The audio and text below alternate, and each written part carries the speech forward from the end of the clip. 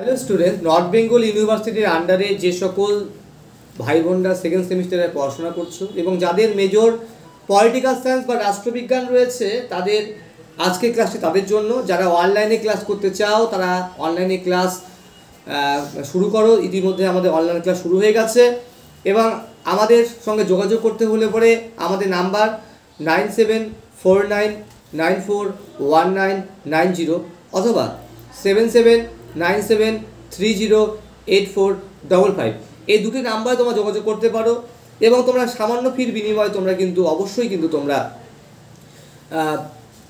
অনলাইনে ক্লাস করতে পারো। ঠিক আছে, আমরা চাই তোমরা যারা দূরে আছো তারা অবশ্যই অনলাইনে ক্লাস করো, যাদের অসুবিধা আছে তারা অবশ্যই অনলাইনে ক্লাস করো।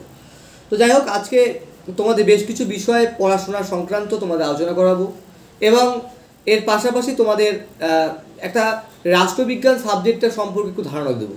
দেখো, রাষ্ট্রবিজ্ঞান যে সাবজেক্টটা রয়েছে এই সাবজেক্টটি কিন্তু খুব একটা গুরুত্বপূর্ণ সাবজেক্ট এবং এই সাবজেক্টে যারা পড়াশোনা করে আমরা দেখো প্রত্যেকে তোমরা জানো যত বেশিরভাগ রাজনৈতিকবিদ রয়েছে, যত বড় বড় WBCS অফিসার বলো, বড় মানে বিভিন্ন ধরনের উচ্চপদস্থ যারা অফিসার রয়েছে তারা কিন্তু বেশিরভাগ ক্ষেত্রেই কিন্তু রাষ্ট্রবিজ্ঞান ছাত্র হয়ে থাকে। ঠিক আছে, এবং রাষ্ট্রবিজ্ঞান সাবজেক্টটাকে খুব একটা অনেকে ভাবে কঠিন সাবজেক্ট, তা নয়। এই সাবজেক্টটি খুবই সহজ সাবজেক্ট এবং তোমাদের যে পড়াশোনার মধ্যে রয়েছে সেটা হচ্ছে ভারতবর্ষের যে ভেতরে যে পদাধিকাররা যারা রয়েছে তাদের এবং ভারতবর্ষের যে অধিকারগুলি রয়েছে, সংবিধান রয়েছে, সেগুলো সম্পর্কে তোমাদের জানতে হবে। খুব সহজা বিষয় এগুলো। তো আজকে তোমাদের ধারণা দিচ্ছি, এরপর টপিকগুলো ধরে ধরে আমি আলোচনা করব। ভারতবর্ষের যে সংবিধান রয়েছে এই সংবিধান কিন্তু গণতান্ত্রিক প্রজাতান্ত্রিক। তার কারণ ভারতবর্ষে এখানে জনগণের দ্বারাই তো সরকার নির্বাচিত হয় এবং জনগণের দ্বারাই কিন্তু সরকারের পতন হয়। তাই এখানে সরকার জনগণের ওপর নির্ভর করে তার বিভিন্ন কাজকর্মগুলো করে থাকে। ঠিক আছে, এবং মাথায় রাখতে হবে যে এই দেশে বা আমাদের ভারতবর্ষের সংবিধানে বলা হয়েছে যে এখানে ক্ষমতা হারানোর ভয়ে কোনো সরকার কিন্তু স্বৈরাচারী হয়ে উঠতে পারে না। 1 নম্বর। 2 নম্বর, আমাদের ভারতবর্ষের সংবিধান হচ্ছে যুক্তরাষ্ট্রীয়, অর্থাৎ এখানে আমরা রাজ্য সরকার এবং কেন্দ্র সরকার অর্থাৎ 2 ধরনের সরকারের কিন্তু অস্তিত্ব পেয়ে থাকি। 3 নম্বর, এই সংবিধান পরিবর্তন করা দুষ্পরিবর্তনীয়। তার কারণ হচ্ছে এখানে এত পক্ষ রয়েছে, এত মন্ত্রী বিরোধী দল রয়েছে যে কোনো একটা সংবিধানকে পরিবর্তন করতে গেলে পরে নানান ধরনের সমস্যা বা জটিলতা কিন্তু থাকে। ঠিক আছে। 4 নম্বর হচ্ছে সংবিধানের প্রস্তাবনা। আমাদের ভারতবর্ষের সংবিধানে নানান ধরনের সংবিধানে কিন্তু প্রস্তাবনা সম্পর্কে ব্যাখ্যা করা হয়েছে যে সংবিধান কেমন করে চলবে, সংবিধানের নীতি আদর্শ কী হবে, সংবিধানের গাইডলাইন্সগুলো কী হবে, সেই বিষয়গুলো কিন্তু আছে। 5 নম্বর হচ্ছে ভারতবর্ষের যে সংবিধান রয়েছে এই সংবিধানে জনগণদের কিন্তু মৌলিক অধিকার দেওয়া হয়েছে। মৌলিক অধিকার জিনিসটা আবার কি?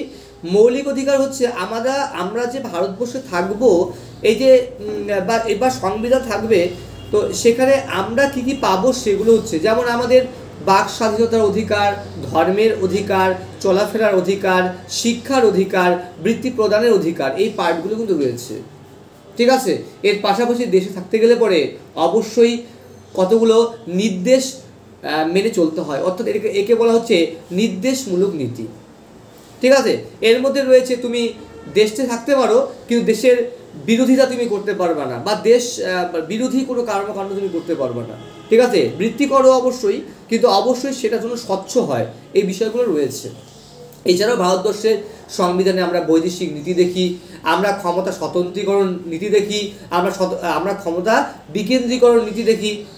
ঠিক আছে, এই দেশে পররাষ্ট্র নীতি রয়েছে, এই দেশের শান্তি শৃঙ্খলাময়, এই বিষয়গুলো কিন্তু রয়েছে, কিন্তু এটা মাথায় রাখতে হবে।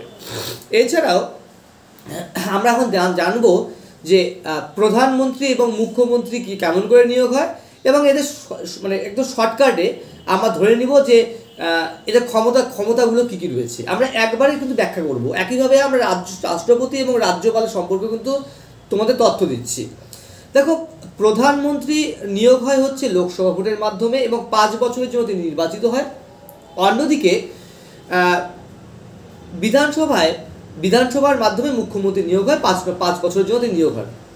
সংখ্যাগরিষ্ঠ দলের নেতা বা নেত্রী প্রধানমন্ত্রী বা মুখ্যমন্ত্রী হয়ে থাকে।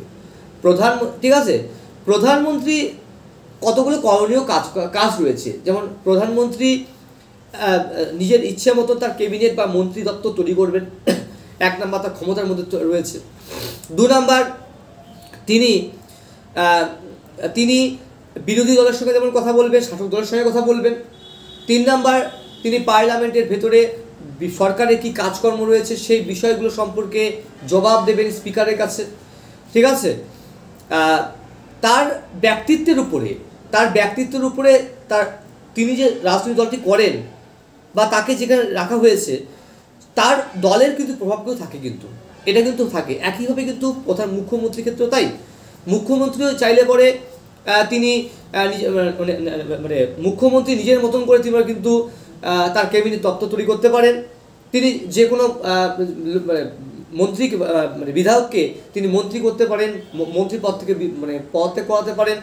তো এই বিষয়গুলো রয়েছে, তো অবশ্যই ভালো করে পড়তে হবে। এছাড়াও মানে দেশের প্রধান হচ্ছে রাষ্ট্রপতি। তো রাষ্ট্রপতি নির্বাচিত হন এবং মানে লোকসভা ভোটের বিভিন্ন কক্ষ রয়েছে, সেখান থেকে নির্বাচিত হন এবং রাষ্ট্রপতি অনেক ক্ষমতা রয়েছে। রাষ্ট্রপতি সারা দেশে তিনি মাথা, সারা দেশে কি হচ্ছে না হচ্ছে সেই বিষয়গুলো সম্পর্কে তিনি তথ্য নেবেন। তিনি যদি সেরকম দেখেন সেক্ষেত্রে তিনি ইমার্জেন্সি তিনি জারি করতে পারেন। এমনকি যখন নির্বাচন হয় সেখানে নির্বাচনে বিশেষ জরুরি অবস্থা তিনি প্রয়োগ করতে পারেন। তার রাষ্ট্রপতির মানে অনেক ক্ষমতা রয়েছে, যেমন রাষ্ট্রপতি তিনি সুপ্রিম কোর্টের বিভিন্ন বিষয়গুলোকে দেখতে পারেন, কোন সংবিধান পরিবর্তন হচ্ছে বা তার প্রসিডিওর ঠিক আছে কিনা, তার হস্তক্ষেপের প্রয়োজন আছে। রাষ্ট্রপতি লোকসভা কক্ষে তিনি জবাবি ভাষণ দেন। হ্যাঁ, রাষ্ট্রপতি রাজ্যপালকে নিয়োগ করেন, এই বিষয়গুলো রয়েছে। এছাড়াও দেখা গেল কোনো অপরাধ যুক্ত ব্যক্তি রয়েছে যার ফাঁসির অর্ডার হয়েছে, রাষ্ট্রপতি মনে করেন যে না তাকে মুক্তি দেওয়া হবে, তিনি মুক্তি দিতে পারেন। রাষ্ট্রপতি নানান ধরনের যারা সারা দেশের যারা ভালো কাজকর্ম করে তাদের বিভিন্ন ধরনের পদক দিতে পারেন। সুপ্রিম কোর্টে বিভিন্ন বিচারপতিদের পদোন্নতি করতে পারেন, নিয়োগ করতে পারেন, এই বিষয়গুলো রয়েছে। একইভাবে রাজ্যপাল রাজ্যের ক্ষেত্রে হয় এবং রাজ্যপাল সর্বোপরি মানুষের মানে রাজ্যের ক্ষেত্রে কাজ করেন এবং তিনি যা তথ্য পান রাজ্যে সেগুলি তিনি রাজ্যপালকে কিন্তু দিয়ে থাকেন। তো আজকের ক্লাসটি এতটুকুই। তোমরা প্রত্যেকে দেখতে থাকো চ্যানেলটি। ভালো লাগলে অবশ্যই চ্যানেলটিকে সাবস্ক্রাইব করবে।